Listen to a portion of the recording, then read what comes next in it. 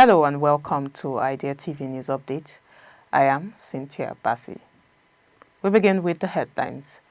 JAMB panel uncovers over 6,000 technology-driven examination malpractices. INEC and MBS partner to strengthen data sharing for national development. Forest declared insecurity flashpoint as presidency pushes dialogue in North Central. Liberia leads regional fight against disinformation in West Africa. And away from Africa, Russian airstrike kills 24 elderly civilians in Ukraine. Reliable power critical for Nigeria's healthcare. And still in health, UK commits €19 million to climate-resilient schools and health centers in Nigeria. And in business, Abuja Chamber unveils festival to promote African creativity and trade. In sports, diaspora Nigerians rally behind Super Eagles ahead of clash between Bafana. And now the news in full. The Joint Admissions and Matriculation Board says it has uncovered more than 6,000 cases of technology-enabled examination malpractice in the 2025 Unified Tertiary Matriculation Examination. The revelations came from a report presented in Abuja by Chairman of JAMB's Special Committee on Examination Infractions, Dr. Jake Epele. According to the committee, the cases include over 4,000 incidents of finger blending used to manipulate biometric verification, 190 cases of AI-assisted image morphing, nearly 2,000 false claims of albinism, as well as multiple instances of credential forgery, fake national identification numbers, and organized syndicate-backed fraud. Dr. Epele described the malpractice as a highly organized, technology-driven enterprise sustained by some CBT centers, schools, parents, tutorial operators, and technical accomplices. The panel warned that Nigeria's current laws remained inadequate to tackle biometric and digital fraud and stressed that public trust in the examination system is already at risk.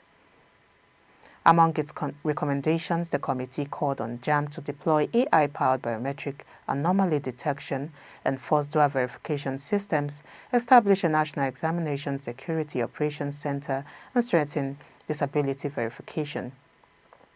It also urged the cancellation of fraudulent results, a ban of up to 3 years for offenders, and the prosecution of both candidates and collaborators. The report further advised legal reforms, including amendments to the JAMB Act and the Examination Malpractice Act, to officially recognize biometric and digital fraud. The special committee was inaugurated on the 18th of August with a mandate to investigate and recommend measures to curb the growing wave of technologically driven examination malpractice.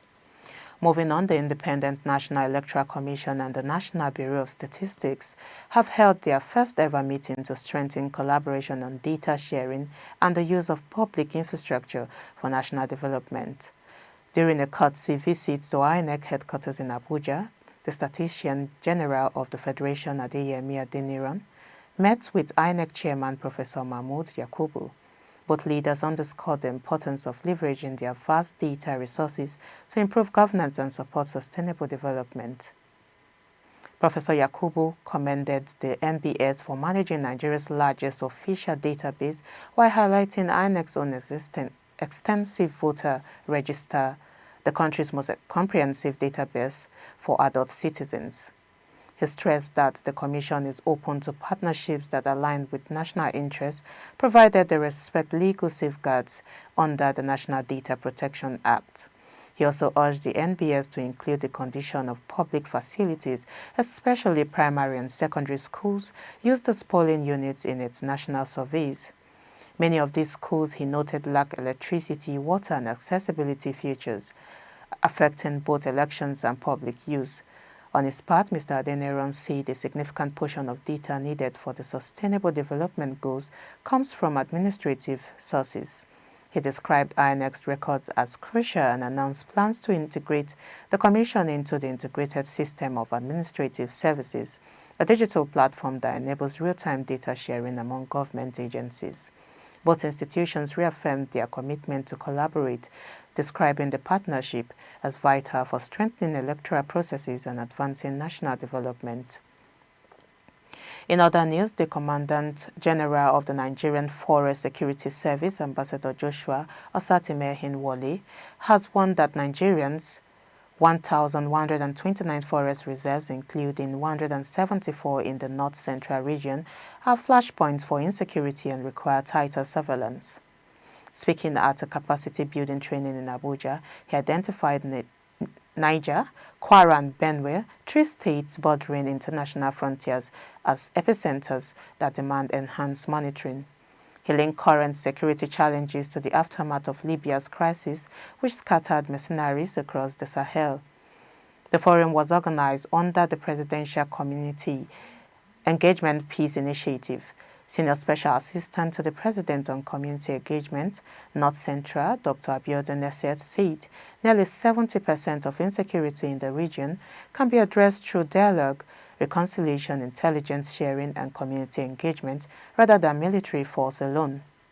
Dr. Nesret explained that peace structures are being established across all 110 local governments of the North Central, serving as platforms for intelligence gathering, dialogue, and conflict resolution. She stressed that addressing communal disputes early is key to sustainable peace. The training features sections of peace building, conflict resolution, and intelligence gathering with stakeholders developing state-level action plans. Director of the MacArthur Foundation, Dr. Kole Shetima, emphasized that peace underpins development, urging lawmakers to strengthen traditional institutions and embrace indigenous conflict resolution models. Project Coordinator Jacob Alagbe added that the initiative seeks to forge partnerships and foster coexistence with outcomes feeding into actionable peace strategies for the region. In other news, Liberia has taken a leading role in safeguarding information integrity across West Africa and the Sahel. At a UNESCO-hosted regional conference on information integrity in Praia, Cape Verde, Liberia's delegation was at the forefront of discussions on combating misinformation and disinformation. Chief Information Officer Sheikh Sherif of the Ministry of Posts and Telecommunications was appointed both rapporteur of the conference and moderator for a key stakeholder session, recognition of Liberia's growing influence in digital governance. On a high-level panel, Deputy Minister of Information, Cultural Affairs and Tourism, Daniel Sando, outlined Liberia's national strategies to tackle disinformation while protecting freedom of expression. Civil society representatives, including Tawe Johnson, Lopo Page, and Esther Davis, stressed the importance of grassroots engagement in strengthening communities against manipulative content. The conference concluded with 6 major recommendations, including the creation of an ECOWAS regional observatory on misinformation, stronger legal frameworks, expanded media literacy, and improved electoral and crisis response systems. Liberia pledged to integrate these recommendations into its national framework through closer collaboration with government institutions and civil society partners. As rapporteur, CIO Sherif also helped shape the roadmap for implementing the ECOWAS AES protocol and establishing a Sahel-wide observatory against disinformation. Liberia's active participation underscores its commitment to protecting democracy, building regional resilience, and promoting ethical digital practices across West Africa. And away from Africa, at least 24 people have been killed and 19 others injured in a Russian airstrike on the village of Yarova in Ukraine's eastern Donetsk region. Local officials say the victims were mostly elderly civilians who had gathered to collect their pensions when a guided bomb hit a Ukrainian postal service vehicle. President Volodymyr Zelensky described the attack as another ruthless assault on innocent lives, calling for a stronger international response from the US, Europe, and the G20. Authorities say emergency services are still working at the scene, with several residents already evacuated from the frontline village, which lies just a few kilometers from Slovyansk. Ukraine's Interior Minister Ihor Klimenko confirmed that a guided bomb was dropped on the area, while postal officials revealed that one of their staff members was wounded in the strike. Images from the scene showed the badly damaged postal vehicle used for distributing pensions. The attack is one of the deadliest strikes on Ukrainian civilians in recent weeks, more than 3 years into Russia's full-scale invasion. It comes just days after Russia launched its heaviest air assault on Kyiv, striking the main government building in the capital. Zelensky condemned the repeated attacks on civilian areas, warning that the world must not remain silent as Russian forces continue their slow advance across eastern Ukraine. We go on a quick break now. The news continues when we return.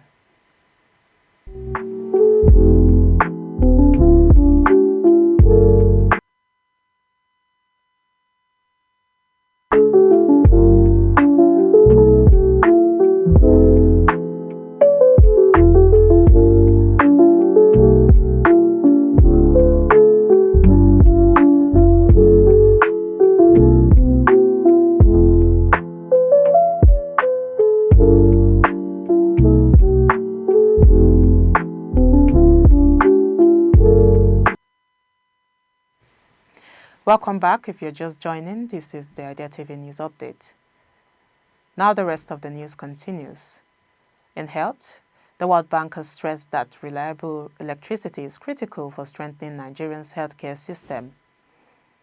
Speaking in Abuja at the opening of the first National Stakeholders Dialogue on Power in the Health Sector, the World Bank Country Director for Nigeria, Mr. Matthew Verhees, represented by Vinay Vurukutu, said clean and stable electricity is essential for efficient healthcare delivery.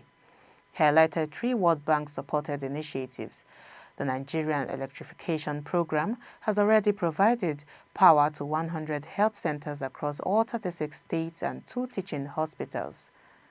The $650 million Impact Project is supplying renewable energy to over 2,000 primary healthcare centers, and the $750 million DARES project is scaling up access to solar rooftop systems now being piloted in health facilities across Lagos State. According to Verhees, these interventions are already improving working conditions for medical staff, boosting patient access, and reducing infant and maternal mortality.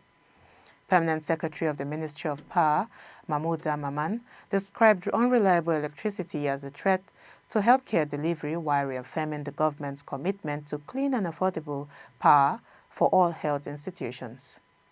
Permanent Secretary of the Ministry of Health, Daju Kacholom, added that access to power is a matter of life and dignity. She announced that the dialogue would produce a historic multi-stakeholder compact uniting government, development partners, the private sector and civil society to ensure that no health facility in Nigeria is left in the dark. Moving on to other news, the United Kingdom has committed 19 million pounds, to strengthen climate-resilient health and education facilities in Nigeria, protecting essential services from the growing impacts of climate change. The initiative, known as the Climate Resilient Infrastructure for Basic Services, or CRIBS, was jointly launched by the UK government, UNICEF, Nigeria's Federal Ministry of Health, and the governments of Kano and Jigawa states. 84 facilities, including 39 primary healthcare centers and 45 schools, have been upgraded in Kano and Jigawa through targeted climate adaptation measures. Nigeria ranks second globally in climate-related risks to children, with millions affected every year by floods, droughts, and extreme heat.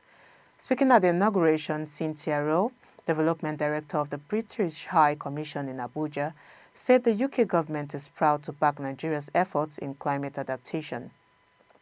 She noted that CRIBS demonstrates how resilient infrastructure can secure access to basic services for vulnerable communities. UNICEF's representative in Nigeria, Wafa Said, described the project as a model for protecting services and empowering communities to safeguard their children's future. Launched in April 2024, CRIBS is funded by the UK's Foreign Commonwealth and Development Office and implemented by UNICEF with support from international partners. Following its success in Kano and Jigawa, the program has been expanded to Bauchi, Enugu, Gombe, Kaduna, and Katsina states. This development comes as the UK also invests in climate resilience for agriculture in northern Nigeria, supporting smallholder farmers to adapt to flooding and droughts. Moving on to business news, the Abuja Chamber of Commerce and Industry has launched the Buy Africa, Build Africa Festival as part of activities for the 20th Abuja International Trade Fair. The event, scheduled for September 25th to October 6th, will run under the theme Sustainability, Consumption, Incentives and Taxation. ACCI President Emeka Obegolu said the festival was designed to promote African-made products, deepen intra-African trade, and empower businesses across the continent. Organizers say the festival will celebrate Africa's creativity and entrepreneurial spirit through fashion shows, art exhibitions, investment sessions, and live performances. More than 1,000 participants, including multinational firms, SMEs, government agencies, and diplomatic missions, are expected at the fair. The 12-day event will feature exhibitions in trade, agriculture, fintech, energy, transportation, and creative industries, while also providing platforms for small businesses to access funding and international markets. Over the past 20 years, the Abuja International Trade Fair has hosted thousands of exhibitors from Africa, Europe, Asia, and the Americas, facilitating billions of naira in trade deals.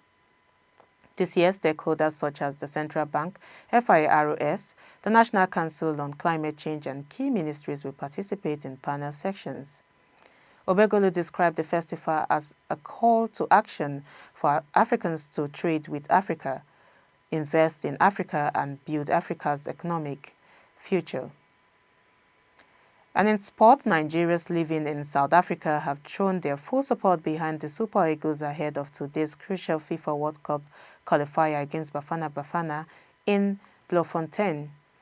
The President General of the Nigerian Citizens Association in South Africa, Dr. Frank Onyekwelu, said the community had mobilized to cheer the team, describing the match as more than just football, but a chance to show unity and patriotism. He stressed that NCASA had worked closely with the Nigerian consulate to rally fans and encourage peaceful conduct. Onyekwelu explained that the association had been promoting the power of Mbotu, a concept of African openness and unity, urging Nigerians to avoid provocations and maintain harmony during the high-stakes encounter. He said NECASA had also engaged local law enforcement in South Africa to ensure a safe atmosphere around the stadium, insisting that Nigerians in the diaspora were determined to give the Eagles the loudest backing possible.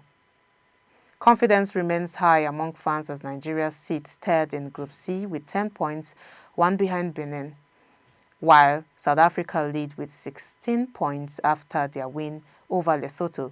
Onyekwelu assured that the Eagles would hear, see, and feel the support of Nigerians in the stands, adding that their presence would motivate the team to victory in the battle for 2026 World Cup sports.